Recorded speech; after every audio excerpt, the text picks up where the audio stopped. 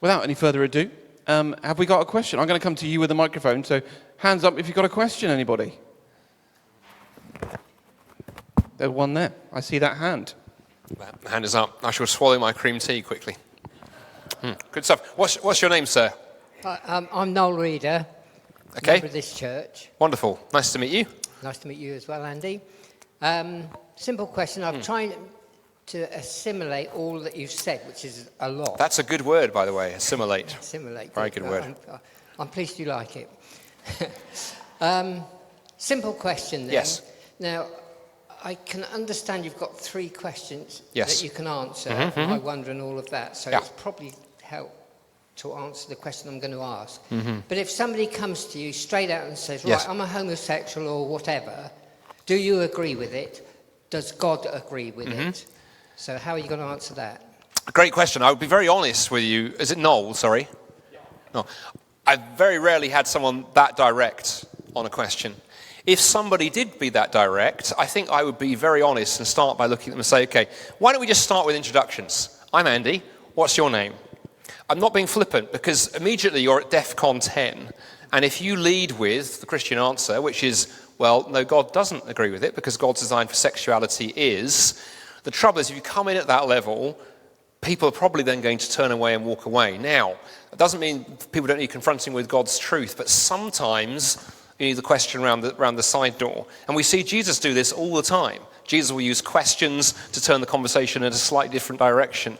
I would ask that. I might look at them and say, well, I think you probably know what I think because the fact you've asked me the question. But I'm intrigued, why do you ask me that question? Is a question I might ask. And the other thing I'll often do when sexuality comes into the room, I'll say, what about this for a moment? What about we try and park the sexuality question for a moment and talk about Jesus? And the reason I want to do that is for this reason. If Jesus' claims are false, and Christianity isn't true, and there is no God, and I'm deluded, and we just live in a purely material universe, then I understand why I look like a total bigot. I probably am, and you can do whatever you want because there are no consequences. We don't live in a moral universe, and we're just atoms and particles in motion. On the other hand, if Jesus' claims stand up, if he really is Lord, then I have to kneel at his feet and say, well, not my way, but your way, even when I don't understand. But in one sense, we're asking a question several steps on. The question between there and then is, what say you of Jesus? And that's the thing. And that, by the way, is sometimes why I think the church, we've got ourselves in a pickle around sexuality, because we're talking how people should respond in the light of Christ when they haven't assumed Christ and they haven't embraced Christ. And it's interesting, right? You think of the woman caught in adultery. Jesus doesn't just say, well, go and sin no more. He starts by getting down on her level, and they have a conversation which isn't recorded for us, but something goes on at which he's able to then pick her up. He's dealt with the crowd, and then he said to her, go and sin no more. But she's only able to go and sin no more when she's had that incredible encounter with Christ. And what I find interesting, the testimony that comes through time and time again on the Living Out website, from speaker after speaker on that website, it was when I found Christ and I discovered in him everything I was pursuing in those wrong places, then it was then that one could walk away from those sexual lifestyles until people understand who Jesus is. So all of those things. Sometimes it might be the right thing to do to just say, absolutely, I disagree. But I think if someone framed it that way, my first thought would be, what are they trying to do? Are they trying to start an argument? Are they interested in truth? And all those things.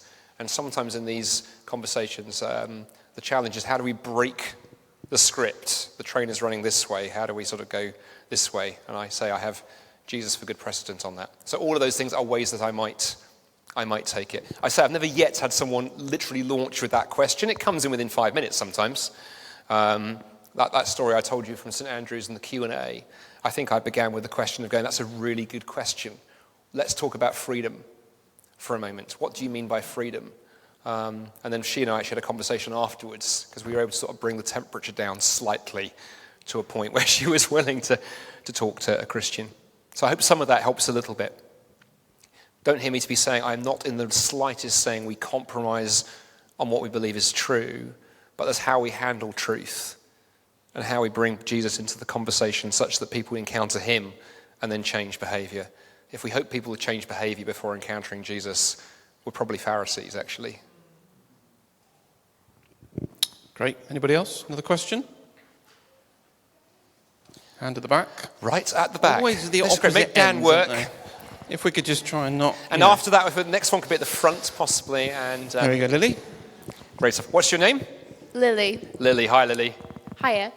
So what do you say when someone stumps you, like completely, you just don't have words to answer their question?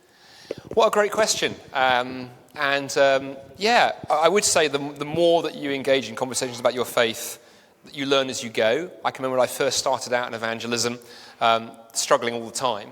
And then I learnt, and I talked to older, wiser Christians, and I made some horrific mistakes. And I remember praying things through, going, I won't do that again. And even now, there's things I know a lot about, and there's things I don't. So the other week, somebody asked me a question on, I think it was something around Wiccan sort of beliefs and witchcraft, and I literally had to say, I do not know. That's a really good question. I think I know who I can ask, and that's my answer. I would say what I will often do is then say to the person, be real, Lily, don't try and wing it.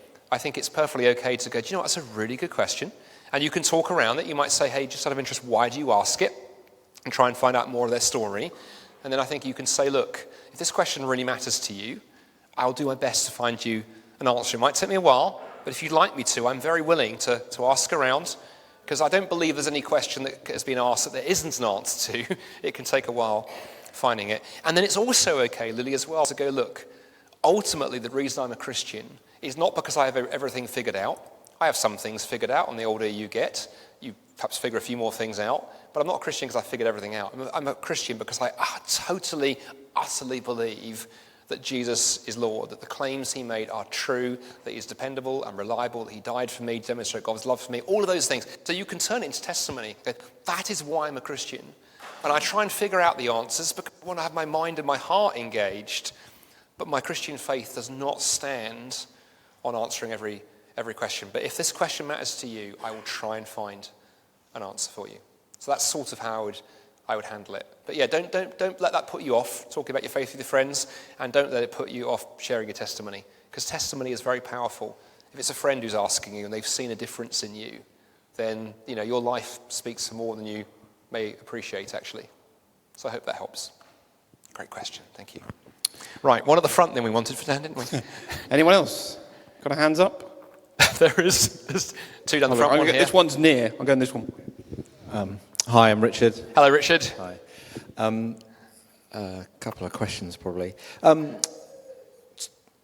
Firstly, that fourth reason for the sexuality piece that you had, do you find that anybody understands it, particularly non-Christians, understanding that kind of answer? No is the simple answer. But I don't say that to be flippant. I say because that starts us into the Christian story, and it breaks the script a bit, and then you get to unpack what that means and talk about, as Christians, we're not people who believe in, a God who sits up there at a distance and sends us down these arcane laws that we desperately try and keep, even though everybody else thinks we're bats, in the vain hope we might then get to heaven when we die, which is probably what our non-Christian friends kind of think. But it's about this relationship with Christ. And God has given us a number of ways of showing us what he thinks of us, of which sexuality is one. So I'd start there and then unpack it. So my follow-on is then, how does abstinence from that, because that's then what single people and same-sex attracted people are being asked to do. How does abstinence make God more knowable? Yeah. Well, no, it's not it's not just the intimacy with somebody else. It's that whole sense of desire and longing to be connected closely with somebody else that is the symbol of that we're designed to plug into something much, much bigger, not just another human being, but something much bigger than us. You can trace a sort of stream right through to the kind of, St. Augustine, 1700 years ago, with his famous "the God-shaped hole" idea that, our hearts are restless until they find their rest in him. So there's that whole idea of desire and longing, which cannot just be met, by the way, in this world. Most people recognize that. Even if you have a sexual partner, you get married, you have a partner, one day that relationship will come to an end. One day death will intervene or bad health will intervene. So even if it's good for a while, it's still not enough. And that, I think most people actually realize that, interestingly. I think our culture is beginning to realize that there is more going on, is the first thing. Secondly, thing with the abstinence piece of going, if the biggest game in town, if the thing that human beings are made for is sexual intimacy and nothing else, That's actually a horrific message that both the church and the culture are sending, because it is basically saying to someone who hasn't got anybody, tough luck, mate. The whole point of human existence was sex. You've missed it. Yeah, I'm sorry, I've got nothing to offer you. If Christianity is saying, on the other hand, of going, no, sex is one of God's good gifts to us, but it's the trailer for the movie. If you miss the trailer, if you don't see the preview of the film, but you go and see the film, no one sits there going, man, I wish I'd seen the preview. I've just sat through 3 hours of movie. Man, I can't believe I missed the trailer. My life's not worth living. That's not how it works. And I think the Christian story, that's what it's saying, that all those things, particularly sexuality and relationships, are a clue, a pointer to something so much bigger, the best metaphor that God can give us, given that he is infinite and we are finite, as to what relationship is going to be like. However good sexual intimacy is, relationship with Christ and with God in the new heavens and the new earth is going to be infinitely better. That is what we are all intended for, which means, yes, doesn't mean life is not going to be tough. If you're single, we need to be compassionate. But it is not the end of the story. You are not on a scrap heap. You are not on the shelf. You have not missed the whole point. And so I think Christianity does tell a better story there than the world's story of sexuality. Okay. Even though we'll have pushback and come back and people will ask. Third part of the question is then, what's the harm then in a same-sex relationship? Well, I think we might talk about a number of harms. I mean, without going into all the detail, I would recommend Ed's book, Purposeful Sexuality, is really interesting because he's actually dug up a whole series of quotes from secular authors on sexuality who are themselves gay, acknowledging that actually something is missed when you don't have that complementarity. I think there is a reason why many gay relationships go the way they do, and and Douglas Murray's talked quite honestly about this, because there is something in sexuality that has the difference really, really, really matters. And I think the other thing that's missed in our culture, by the way, nobody wants to talk about, we've disconnected the child raising part. It's not the end of the story, because again, those who are childless, but of course we've gone to the other extreme in culture and completely disconnected sexuality from marriage and family, and it becomes deeply individualistic. And then the other thing I would say, by the way, which applies more to sexuality when people are sleeping around, we haven't talked about that so much, of going, if you start engaging in multiple relationships, which often goes on, we're in a hookup culture, one of the things that lots of sort of psychologists have talked about is then, of course, what happens is you start judging the person in front of you and comparing. You're always in your mind comparing the person you're with the person you have been, and you run the risk they're doing the same to you. And if you're not careful, you turn people into means rather than ends. Whereas Christian marriage is supposed to be a covenant relationship, male and female coming together, the different sexes coming together as one flesh, symbolizing Christ and his church. But it was also supposed to be a covenant commitment that means you totally trust the other person with everything that you are. It's not just about your performance between the sheets. And I think our culture has gone the performance route, and it's wreaking havoc, if I'm honest, particularly among teens and young adults. Brilliant questions. I know I can only kind of scratch the surface. If you want to dig deeper, I recommend, I'll put it on the notes when it goes around, Ed's book, Purposeful Sexuality, because some of the stuff he digs out from secular writers on this is quite astonishing, actually. Thank you. Richard. Hi, I'm Marina. Hey, Marina. Hi. Is there a difference between how somebody with the gift of evangelism might approach talking to non-Christians and somebody who's like the majority of us, for instance? Yeah, what a wonderful question. I think I'd want to unpack it slightly by saying I think a couple of things. Firstly, I think everyone's called to evangelism. I don't think the New Testament knows about a Christian who doesn't share his or her faith, because if Jesus is the best news ever, then we obviously want to share that with others. Some people have a particular gift of evangelism. I think the Bible is very clear on that too, and we may know people like that. But where I think some of us struggle is when we look at people who have a gift of evangelism, whether it's standing on a stage or writing, or just, I have friends who just seem to be able to talk to people and just people become Christians automatically. I have a friend who managed to lead his dentist to Christ while the guy was performing root canal surgery on him. The most ridiculous story I've ever heard. And somehow this conversation happened. And I look at that and go, I wish I could just be 1/10 of the passion that my friend Michael has. The question, I think, for all of us is how do we find the evangelist that God has called us to be? Because some of us have the gift of the gab and talking with others. Some of us have the gift of, being charismatic, that people are just drawn to us. We're natural leaders, the life and the soul of the party. People naturally come and hang out. Others of us have the gift of hospitality, that we may just be much quieter in the way we approach, but we can invite people in. We can make people feel safe and comfortable. Others of us have the gift of service. We have a real passion for, addressing issues in our community, and through that can show the love of Christ. And so I think it begins by us identifying, okay, what is my evangelistic gifting? Where is the place that I naturally lean?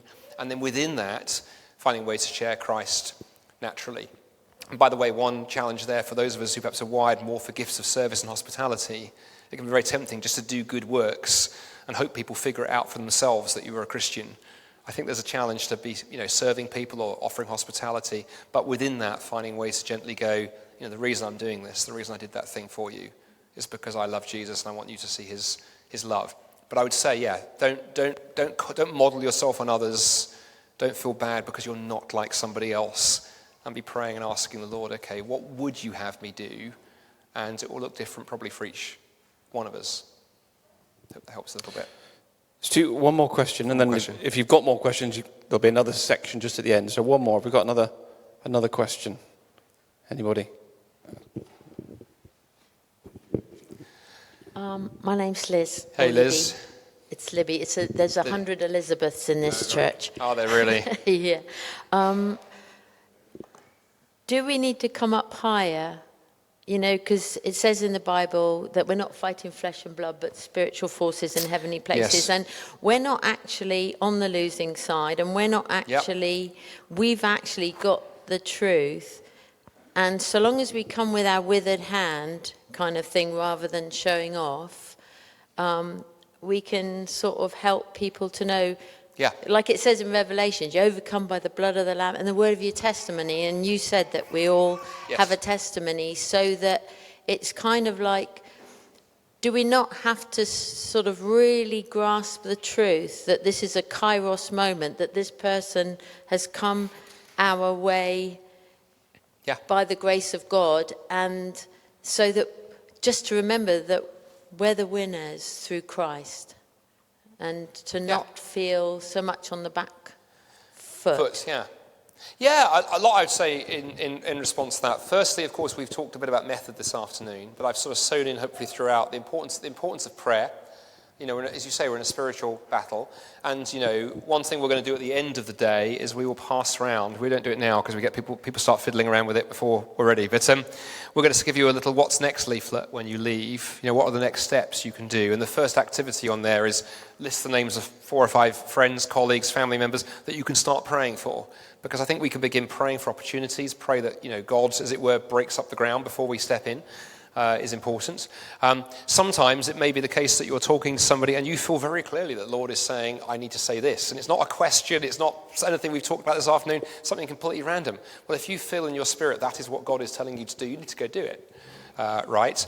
I think also the other thing in terms of confidence is realizing, and I hope nothing I've said this afternoon has even given the slightest impression that I'm suggesting that we can argue or persuade someone towards the gospel. It's the work of the Spirit. And the reason that's important, one of the fears I didn't talk about earlier, it's quite a common fear among many of us that, maybe I'm a terrible evangelist because I had a conversation with that person and nothing happened. And one of the lies that the enemy will try and whisper into your ear is, you are not very good at this. Leave it to others. And to go, well, actually, none of us are very good at this. Ultimately, it's the work of the Spirit. But all of us can be used in surprising ways, actually, and sometimes it's surprising ways. And my favourite story I ever saw of this was, I was helping with a mission week on a campus in Toronto about 5 or 6 years ago now, University of Toronto, and we got a lot of students together, and we were doing a week of activities on campus.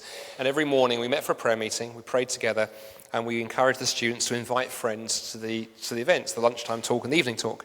And there was this little wee slip of a girl, Chinese girl, Lee, I think her name was from memory, and quite a nervous Christian. And the week was ticking by, and she hadn't invited friends, and she always said, I don't think I've got the courage to invite my friends. I mean, they'll probably say no, and it wouldn't work. And so we just prayed and encouraged. And then finally on the Thursday, she specifically asked a prayer that she was going to try and pluck up the courage and ask her friend. And again, pretty fearful. Well, that lunchtime, she asked her roommate to come to the event that lunchtime, which, would you believe it, was a local pastor giving a talk called Does God Care What I Do in the Bedroom?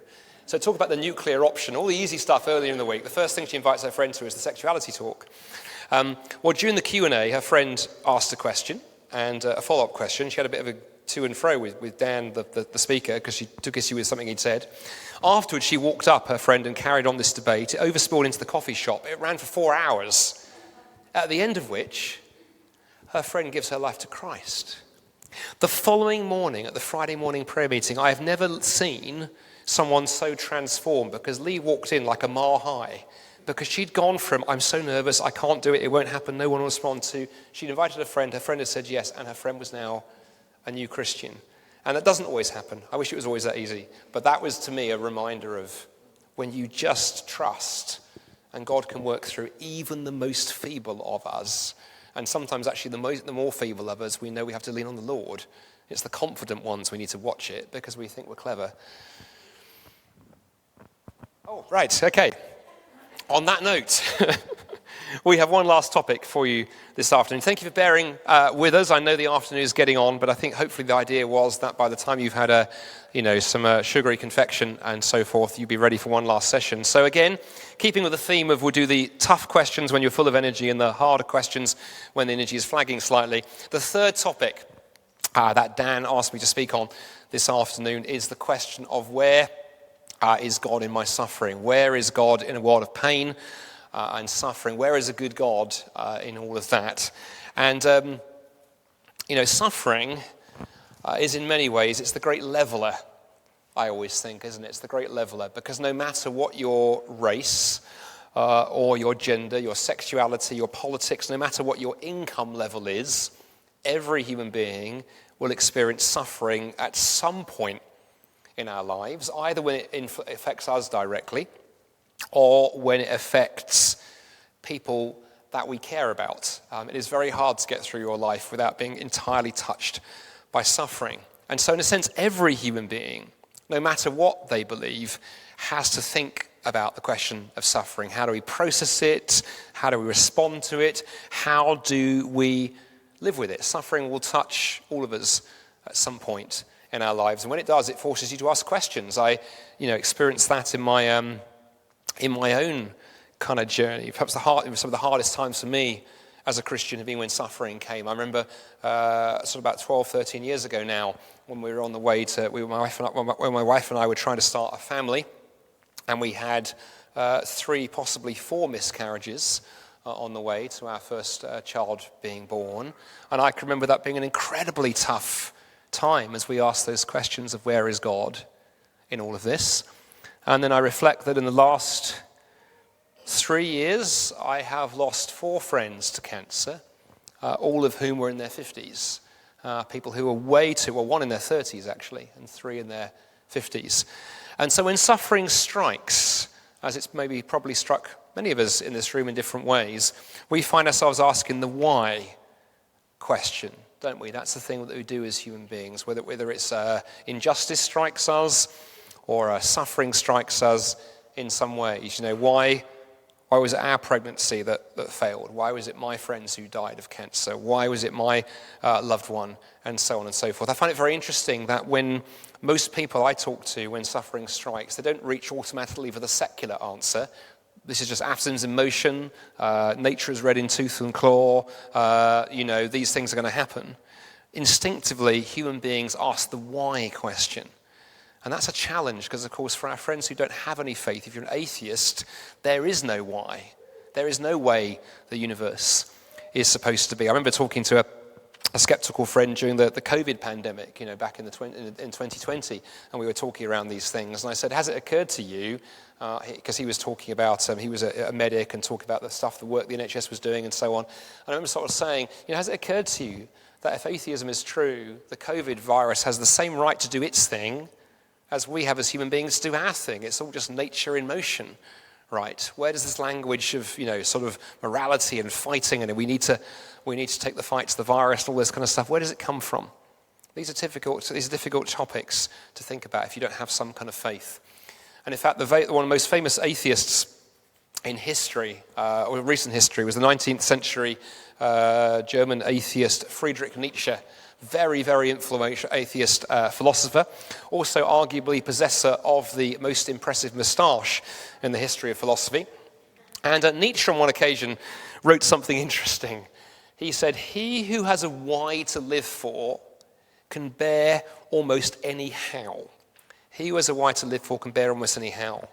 And I think what the famous atheist was saying is that when suffering or pain or injustice, when difficult circumstances strike, those who have found life's meaning are going to find it much easier in some ways when life deals you some curveballs, much easier to deal with the storms of life if you figured out the why question. Of course, we live in a culture, I think, in the 21st century, modern Britain, and modern secular society has failed to answer Nietzsche's question in many ways. Secularism has tried its very best to, fill people's lives with stuff. Our culture screams at you that, if you invest your life in work or money or sex or sport or health or chasing happiness, all of those things, but of course they're not enough to build your life upon. And when things go really badly wrong, I don't think they answer this challenge. They fail for a reason that the famous novelist David Foster Wallace, Pulitzer Prize nominated novelist, also an atheist as far as we know, curious beliefs about many things, but David didn't have any religious faith as far as I'm aware. And in a very, very famous talk he gave at an American university a few years ago to a group of students, he, I think, nails why our secular culture has wrestled when it comes to the question of suffering. Listen to what he says, and to say all the more powerful when you realize he is not a Christian writing this. He says, "In the day-to-day trenches of adult life, there is actually no such thing as atheism. There is no such thing as not worshipping. Everybody worships. The only choice we get is what to worship. And an outstanding reason for choosing some sort of God or spiritual type thing to worship is that pretty much anything else you worship will eat you alive. If you worship money and things, if they're where you tap real meaning in life, then you'll never have enough. Never feel you have enough. It's the truth. If you worship your own body and beauty and sexual allure, you will always feel ugly. And when time and age start showing, you will die 1,000,000 deaths before they finally plant you. If you worship power, you'll feel weak and afraid. You'll need ever more power over others to keep the fear at bay. If you worship your intellect, if you like to be seen as smart, you will end up feeling stupid, a fraud, always on the verge of being found out, and so on. And it's a very powerful diagnosis of what happens if you try and place your hopes in the wrong place, and why the secular world has no answer to Nietzsche's question about our need for a why when suffering strikes. So that's by way of introduction. So where is God in a world of suffering? Why would God allow suffering in the first place is a question that our friends often ask us. And in fact, some people have gone further and tried to argue that you can use suffering to disprove God. There have been one or two sort of atheist philosophers down through history, and I meet skeptical friends today who are sometimes tempted to say, well, look, suffering is happening. I've experienced suffering. There's the war in Ukraine, whatever there is. Therefore, there can be no God.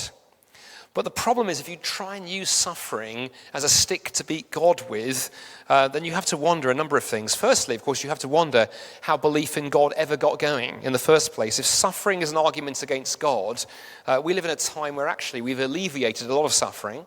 Whereas in the past, suffering was much worse. Life was fairly brutal and fairly short, and yet people believed in God.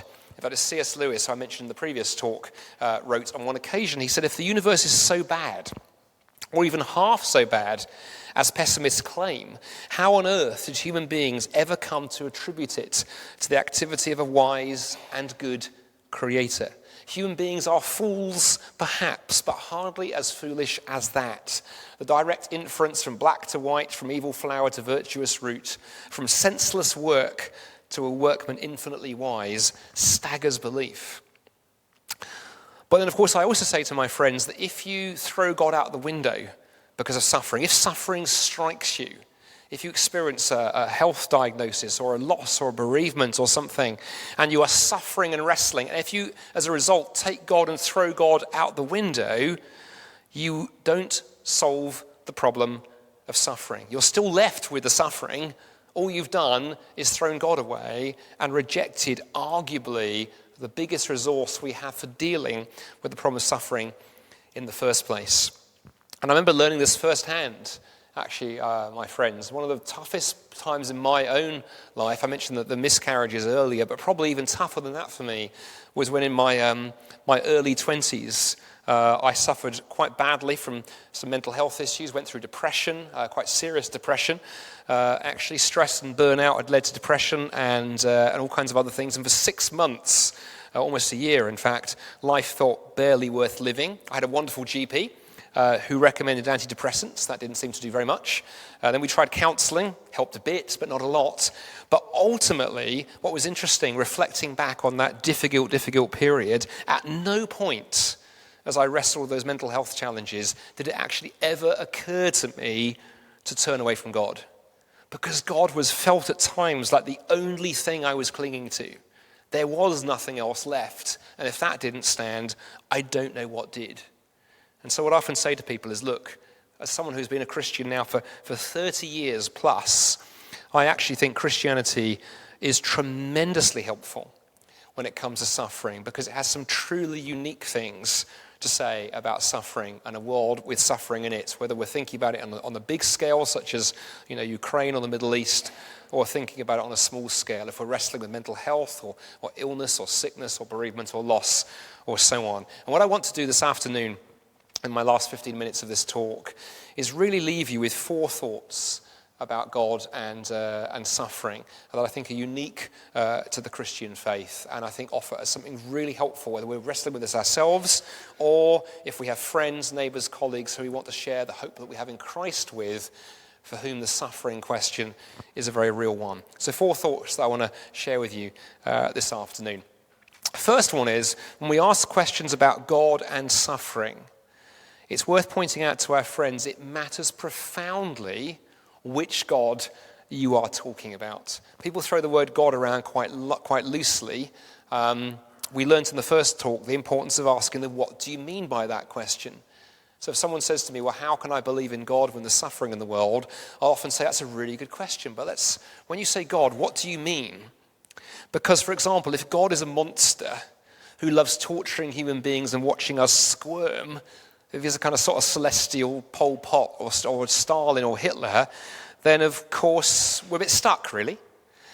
Equally, if God is a kind of God who, wound up the clockwork of the universe and then disappeared off, never to be seen again and never interact with his creation, again, we're a bit stuck, really. We can shout into the void, but God simply doesn't care. And the reason I offer those thoughts at the start is I often want to say to people, you do know that the major religions of the world differ profoundly when it comes to this question. Some Eastern religions will teach you that suffering is just an illusion. It's not real. It's just an illusion, and you just need to be talked out of that illusion. Other religions will tell you the reason you're suffering is because it's karmic payback. You did something terrible in a previous existence, or you've done something earlier in your life that was terrible. Now the universe is paying you back. And still other religions will tell you suffering is simply the will of God. I'm quite unusual as a Christian in that my PhD, my academic background is in Islamic studies, not biblical studies. So I've spent 25 years studying the Quran at academic level. And it's interesting, Islam's answer to this question is simply, inshallah, if God wills. If God wants your life to be miserable, he will do. You can't ask questions, you can't ask why. You certainly can't write something like Psalm 22, which I was reading this morning in my quiet time, where the psalmist protests about suffering. That's a uniquely Jewish and Christian idea. But the Bible claims something different, doesn't it? The Bible doesn't say God doesn't care, or God's immoral, or God's a monster, or God's disappeared off, never to be seen again, or God's just having some fun with you. The Bible claims that God is a God of love, a God who created us for a relationship with him and one another, a God who created us not as robotic automata, pre-programmed to obey his every whim, but a God who gave us the gift of true freedom, because without freedom there can never be love. That's a very different understanding of God. So before we begin thinking about suffering and God with our friends, let's talk a little bit about which God we are talking about, rather than just use the term God in the abstract. Secondly, It's important we clarify which God we're talking about. Secondly, it's really important that our friends understand, I think, a key idea in the Bible, that the Bible is very honest, that the world is not the way that it should be. Now, you may be sitting here this afternoon thinking, well, that's a bit obvious, really. The world is a right old mess. But it's interesting, of course, as an atheist, you can't say that. You can't say the world is not the way it should be. Because if you are a committed atheist, if all that is in existence is atoms and particles determined by the laws of causality, then the world is exactly the way it's going to be. There is no should or shouldn't. It's just played out deterministically. Nothing could be any different. All that is happening is nature is doing what nature does. Arguably, that follows to some extent in other religions too. I mentioned Islam a moment ago, where everything is simply the way that Allah ordained it. There is no asking questions, no pushing back, no challenging, no sense that anything is other than it should be. But the Bible is very clear on its very first pages that something has gone wrong, that creation is broken, that suffering and evil are an intrusion into God's good creation. Where did they come from? Well, the biblical story explains what happened when human beings rebelled against God, quite frankly not merely rejecting God, but I think if you read Genesis carefully, the basic human desire was for us to be God in God's place, and the whole sordid story of human history is how badly that's played out. And it is interesting, actually, when you look at the mess and the brokenness in the world, the suffering and the pain and the injustice, it is interesting, actually, how much all of us are tangled up in it. Humanity is tangled up in it more than we might care to realize. It's interesting, we've just had the hurricane, haven't we, over in the USA? But it's interesting that it's been pointed out that when natural disasters strike, poverty is often caught up. When a natural disaster strikes a poor community, there is far more suffering than when it strikes a rich one. So human beings can't entirely wash our hands and go, well, that was nothing to do with me. Humanity is responsible for so much that's gone wrong in our world because of that rebellion against God. And by the way, that also applies to one of the biggest issues of our age. When I talk to younger audiences, one of the issues that often comes up when we talk about suffering and injustice and brokenness and these kind of things, often one of the issues that student audiences want to talk about is the environment. Because we live in a world where we're much more conscious of what's gone wrong in nature and the mess that human beings have made. And a few years ago, I came across a fascinating quote from a guy called Gus Speth. Gus is probably one of the world's leading climate activists. He's a climate scientist, an environmental lawyer. He was during the Obama years. He was the White House's chief advisor on climate issues. Now works at the United Nations on climate justice issues. He is not a Christian. I don't think he's an atheist. I think he's an agnostic. I don't think he's ever kind of nailed down what he believes or doesn't believe. But his diagnosis of what's gone wrong with the world is really, really interesting.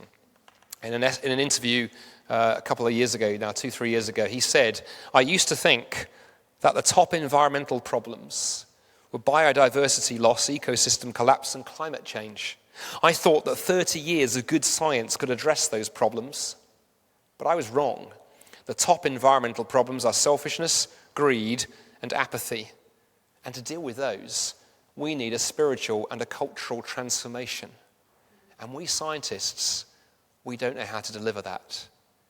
Really interesting recognition, isn't it? Because I think all of us as human beings, we can be greedy, we can be selfish, we can be mean-spirited, we've broken faith with God, with each other, and with the environment as well.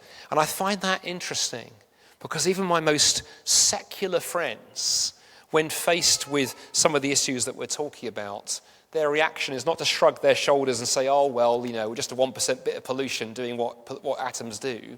Even my most dyed-in-the-wool secular friends will take stands on things. They'll say, that's wrong, that's unjust, that's unfair, we should make a difference, we should try and do something.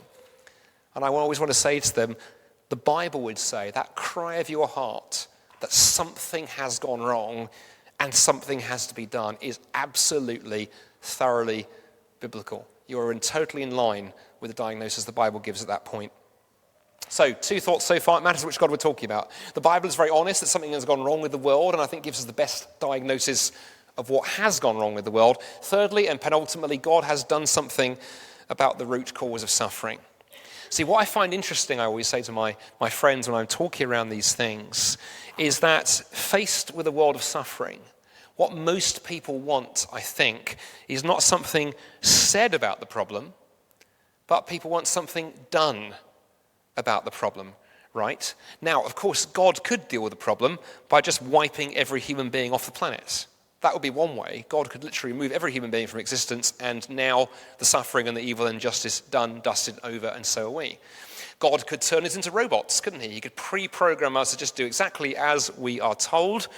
We would no longer be free to cause suffering or injustice, but we would no longer be free to love one another. Fairly drastic consequences. So how might a God who is a loving God, respond? Well, of course, what most people want when they see injustice and suffering and pain, I think what most of our friends are looking for is to see examples of people responding with compassion. Compassion is what we want to see. We live in a society where people aspire to seeing compassion in the face of injustice. And when I'm talking to friends about this issue, compassion is the word I want to bring into the conversation. And let me show you why, because I think it's the turning point to the gospel in conversations around suffering. And it's for this reason. You see, compassion is a very, very interesting word. Compassion consists of two other words combined together. It's what linguists call a compound word. The word compassion consists of the word com, Latin word com, that means with, and passion, that means to suffer. And the word compassion literally means to suffer alongside. It means to get so involved in solving the injustice that you pay personally. So, for example, if you're walking along the street and you see someone sleeping rough on a bench, and you simply turn to the other pedestrians and you say, hey, homelessness is wrong, and you walk on by and you do nothing, you have not been compassionate. You have been a moralizer at best.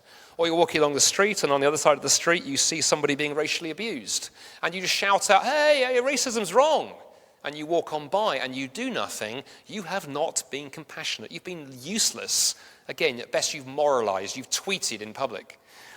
On the other hand, if you see someone sleeping rough on a park bench, you say, hey, homelessness is wrong. And you bend down and you talk to that person, find out what's going on, offer to take them for a meal, maybe offer them bed for the night. It's a great risk. You don't know who this person is. That could be a security risk. Could be all kinds of things going on, but you don't care because something needs to be done. Now you've been compassionate because you've done something and it's cost you. Or you see somebody being abused on the other side of the street and you shout, hey, racism's wrong, and you run across the street and you wade in and you rescue the victim even though you get the crap kicked out of you by 3 bullies. Now you've been compassionate because you've done something about the problem and it has cost you personally. Compassion requires action. And the Bible says that is what God has done about the problem of suffering and injustice. God could just have sat up there in heaven and shouted down and gone, hey, sin is wrong and injustice is wrong and suffering is wrong. But God's done far more than that. Because the heart of the biblical story is the story of a God who hasn't just spoken about suffering and injustice and evil, but has in the cross of Jesus done something about suffering and injustice and evil. A God who took the very worst that evil and pain and injustice could do, took it full on and defeated it ultimately when he went to the cross in the person of Jesus and dealt with the evil that has wreaked so much damage in creation and so much damage in our individual hearts. And of course, Christians, we are people who believe that in Christ's death and resurrection, God offers a rescue plan that is both the ultimate answer to evil, the evil out there, and the evil and injustice in here. Well, 3 key ideas. Running out of time, so we'll briefly do the last one. So it matters what God we're talking about. The Bible is very clear that something has gone wrong. God has done something about the root cause of pain and suffering. Finally, God does not desert us or abandon us when suffering strikes. The Bible is clear that God has broken the power of evil and suffering and injustice and even death, and that its days are numbered. But they are still around. And so that still means that in the meantime, our friends may still experience suffering and pain and injustice in the meantime. But even here, the Bible offers something unique. Because unlike those secular gods that David Foster Wallace listed, image and money and power and influence, false gods that we are tempted to worship, but false gods that will abandon us entirely when suffering and injustice come. But the Bible tells us that God does not abandon us when we experience these things in the meantime. In one of the most beloved Psalms in the Old Testament. I mentioned Psalm 22 earlier. Well, of course, the very next psalm is Psalm 23, one of the most famous passages in the Old Testament that talks about this great promise that even when we descend into the valley of the shadow of death, even when things look grim, God can be with us in the darkest of times. And those verses in the Bible, I love them dearly because they've been battle-tested. Thousands and thousands and thousands of Christians down through history who have lived through suffering and pain and injustice have hung their faith on verses and promises like this. And I know we certainly did as a family when we went through some of the things that I described to you earlier in this talk. So to pull the threads together then, I have long appreciated the Bible's honesty on the promise of suffering and pain. It doesn't gloss over it. It doesn't run away. It doesn't try to say, hey, don't worry, the world's a lovely place. The Bible is very honest about what's gone wrong in creation. But it offers a true and living hope, unlike atheism that would say there's nothing wrong with anything out there. It's all just atoms and particles in motion, don't worry about it. Unlike certain other religions that would say it's all an illusion, you just need to stop even thinking about it, or don't worry about it, it's just karmic payback, or you're stuck with it, it's the will of God. Rather, the Bible says, yeah, the world is broken, because human beings have messed up and messed up big time. But God, in his tremendous love, has put a rescue plan into effect. God, unlike those secular gods that desert people, has done something about the problem, stepping into history in the person of Jesus. So where is God when we suffer? Well, the final answer on that is that God hasn't moved.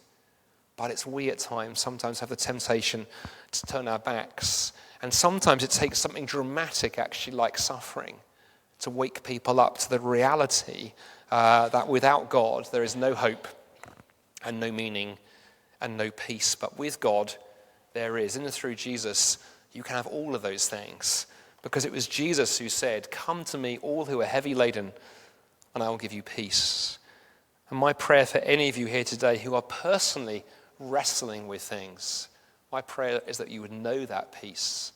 But my prayer for each one of us as God brings across our path friends and neighbors and colleagues, family members who may struggle with things, my prayer is that you can bring them words of hope through coming alongside them, through praying for them, through carrying their burdens, but also sharing with them the unique good news on this toughest of issues that's found at the heart of the Christian faith. Thank you for listening. And Dan is going to come up and we'll have a final bit of chunk of Q&A. Bit of Q&A just to take us through towards the end. So there's any brain left up here at this point. But there we are. So questions for that session, or if you've got a question that's rolled over from earlier, then... My name's Norman. Hello, Norman. Given that actually most of the secular population have completely inconsistent views of everything. Yes. How do you go about to challenge that view? Yes. I love that question, Norman, because I think you're right. There is a deep inconsistency. I think we were talking about this earlier. It was you I was talking with, right? So on the one hand, I have friends who will swear blindly that they believe we are just atoms and particles, but the very next breath they'll be talking about human rights. I'm like, you cannot have those two things together, and you don't need to take my word as a Christian. I can point to secular writer after secular writer who points out the inconsistency. The suffering piece, as you say, on the one hand, we live in a godless universe. On the other, I want to shout why. Or even when friends want to ask questions about injustice and bring that to God, as if suddenly God now becomes a thing. How do we do it? Well, I think, again, like so much we talked about this afternoon, I think context. I start with prayer and then really sort of sense, where's the Spirit leading in this? Could you ask a question? I think questions can be quite good. Actually, the story I told of John in the classroom, actually really good with a class of students to just throw that question out and just play with them a bit, without being cheeky, to say to a friend, hey, help me out. I thought you believed this, but you've just said this. Actually, I have seen friends suddenly begin to realize the inconsistency. Now, sometimes I had someone on TikTok, of all things, just the other day, say to me, well, I just live with the inconsistency. At least I appreciated the honesty of, I'd called them out on inconsistency, and they finally gone, yeah, I guess I am. Sometimes you can be a bit more direct, and just not rather than ask the question, there's a time to actually lean in and go, with the very greatest respect, I think you are living an utterly inconsistent life, because you've said this, and you've said this. You can't have both those things. And then thirdly, I think testimony, Norman, sometimes of going, look, with the greatest respect, I think there's an inconsistency here. The reason I'm a Christian, not the only one, is I think that inconsistency disappears is not a problem for Christians. And this is the reason why. I remember actually having a wonderful opportunity a few years ago, one of the most exciting speaking engagements I ever did. I was invited to go and do a lunchtime seminar at National Geographic in Washington, D.C. I was out there on a speaking trip. I'm friends with a guy who's on the editorial team, and he has a little series of lunchtime talks, and I got to come in, and I said to Glenn, what would you like me to come and talk on? Because he was going to have sort of 30 or 40 people there, only half would have been Christians. He said, I want you to come and bang together two ideas, he said, because most of my colleagues are committed to the idea that particles are everything at this magazine, and they're also committed to the idea that beauty really matters, and I don't think those things fit. Could you come and bang those things together? And I did a talk exploring those two ideas and going, actually, I think it's in Christianity that science and art fit together. And it was amazing, the conversations afterwards. So that was a combination of the sort of challenge and a bit of a wandering thing. So 3 different ways. But the main thing, Norman, point your finger on the inconsistency. How you do it will depend on the person in front of you. The one thing to avoid, we want to avoid coming across as smug and going, we're superior to you guys, we've got it all figured out. But I think if it's done with humility and prayer behind it, amazing things can happen. Great question. Whew. Any more?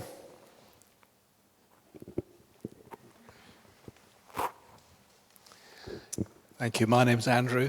Hello, Andrew. Just a very simple question, really. When it comes to explaining the gospel to people, do you allow yourself to get emotional? Wow, there's a question, Andrew. Yeah, I want to say, being very honest with you, I want to say probably not as much as I should. I think all of us are wired differently, right? Some of us in this room are more head people. Some of the people in this room are more heart people. I probably lean slightly more on the head side. But what I have found, when you allow yourself to be, powerful things can happen. And actually, I remember, I've only alluded to it briefly, but I remember doing an event that week. I was up in St Andrews where we had the conversation that began the sexuality talk. We did an evening there on suffering. It was myself and another speaker, and rather than do a talk, we sat on a couch and had a conversation about suffering and went a bit deeper into some of the miscarriage journey. And I remember actually, I did tear up because it's still raw, not raw, but it's you never fully recover from that. You deal with it, you move on. As Christians, we don't grieve as people without hope. I remember at the time thinking, I've got a bit embarrassed, very British, I'm crying on stage.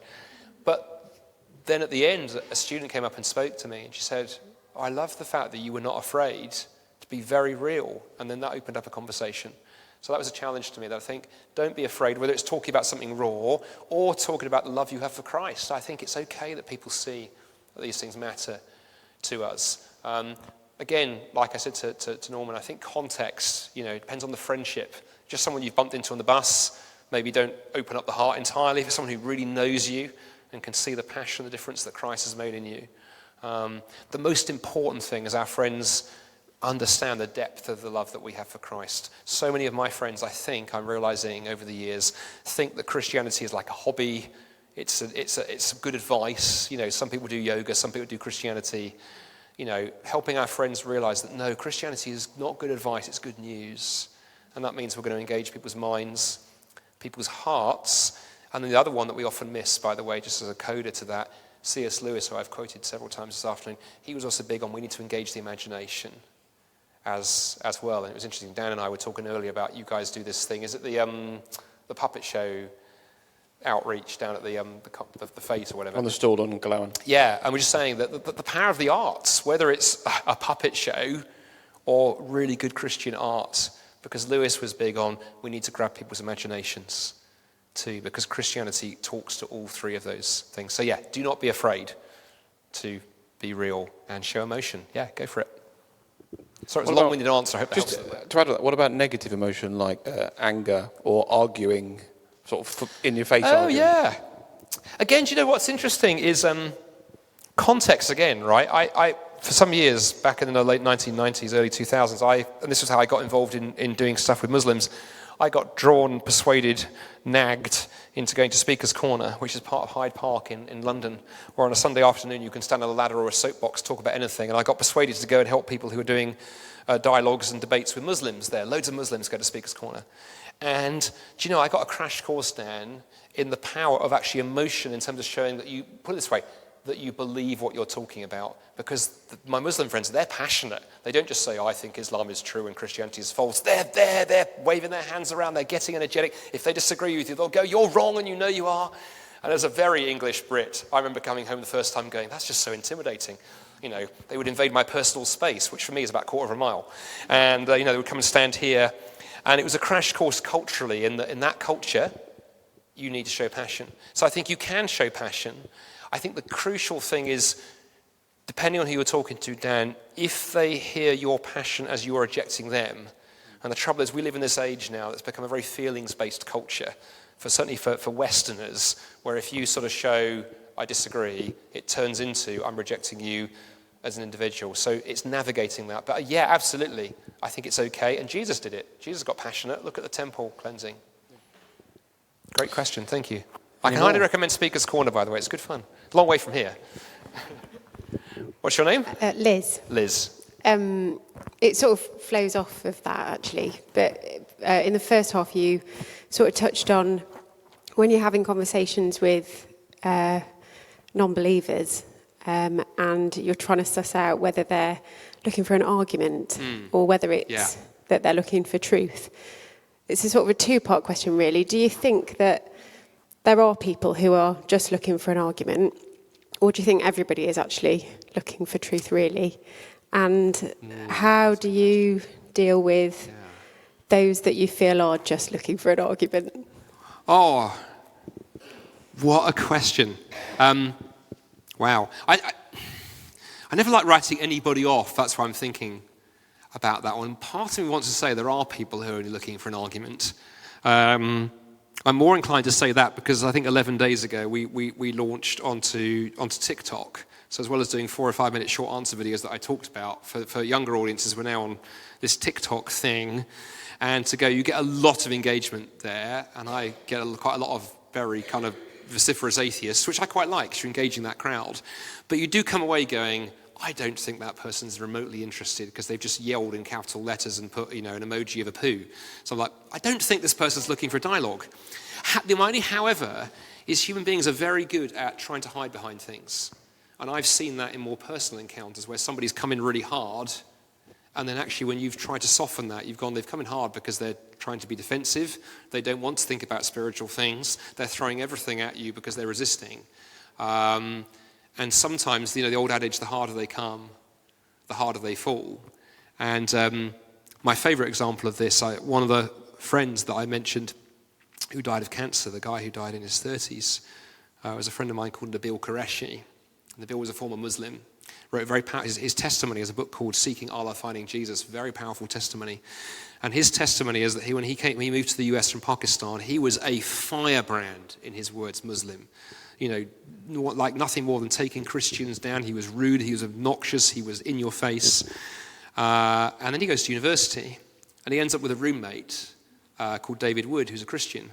And David is everything like Nabil was, but on the Christian side. David is very in your face. He's actually a diagnosed sociopath, so, doesn't really do sort of subtlety. And Nabil tried his rude, belligerent Muslim routine, didn't work. Water of a duck's back. David just turned around and fought fire with fire. 5 years they went to and fro, and David said he would have friends say to him, Christian friends say to him, give up on Nabil.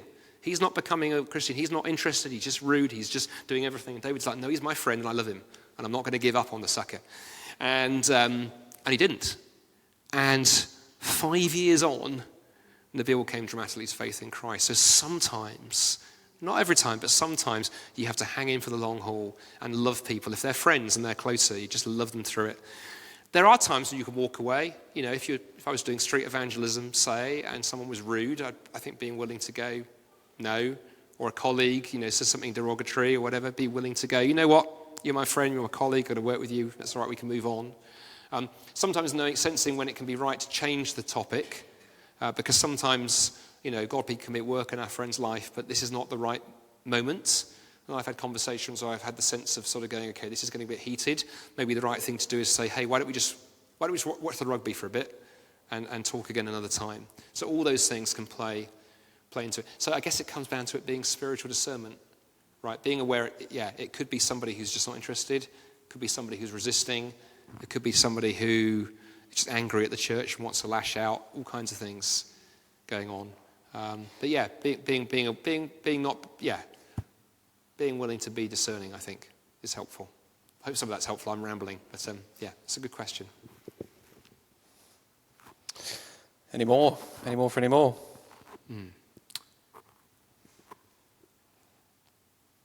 There we are. We could. Yeah. Just one. I was thinking. Yes. Almost every time when an opportunity arises, it's the wrong moment.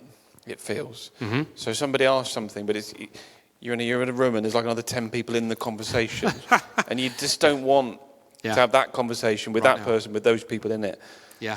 Any advice on what you do and then how do you get back to it? Well, a couple of thoughts, because when you said wrong time, the first thought went through my head. There was a piece of advice a friend gave to me around parenting, because someone was in this room of parents, right? I've got a 12-year-old, 12 going on 15, I think, actually, and a 9-year-old, and my daughter, my 12-year-old, is just this absolute gift of asking really deep questions at the wrong moment. And a good friend of mine said to me, when they're coming into those years, you just need to be willing to stop. Doesn't matter it's bedtime, doesn't matter you're doing something else. So sometimes, even though it's the wrong moment, you have to sense, okay, is this the only moment, or is this moment going to move on? I think the other situation that you describe, I've had situations sometimes, Dan, where I know if I try and have this conversation with these other side folks here, it's going to get messy. That, by the way, can happen online, actually. Sometimes if you've posted something Christian online and somebody engages, but there's other friends of yours who are, the internet can be a bit of a wild west. Sometimes it can be worth saying, hey, should we drop into direct messaging and talk about this? With that kind of setting, I've had situations, Dan, where I've said to people that, that's a brilliant question. I just think doing this like down the pub with 9 of us here, probably going to be sticky. Do you want to grab a coffee? When's a good time? Tomorrow I can grab coffee with you, or we can go for a walk or do something. Try and find an opportunity but try and book that thing in there and then, I think. Don't sort of say, just another time. I think if you can try and put a definite mark in the diary. But yeah, I've had situations where you're having a really good conversation over here, and it's people over here who are causing problems.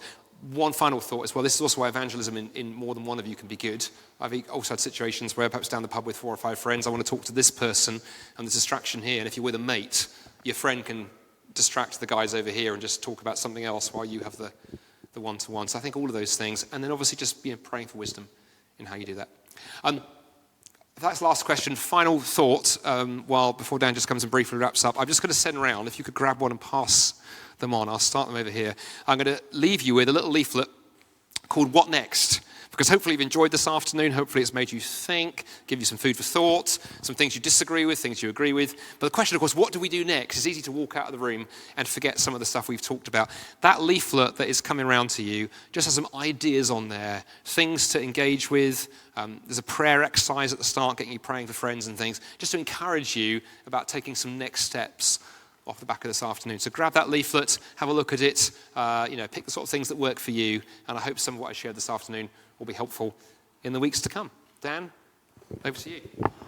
Fantastic. Let's show our appreciation to Andy.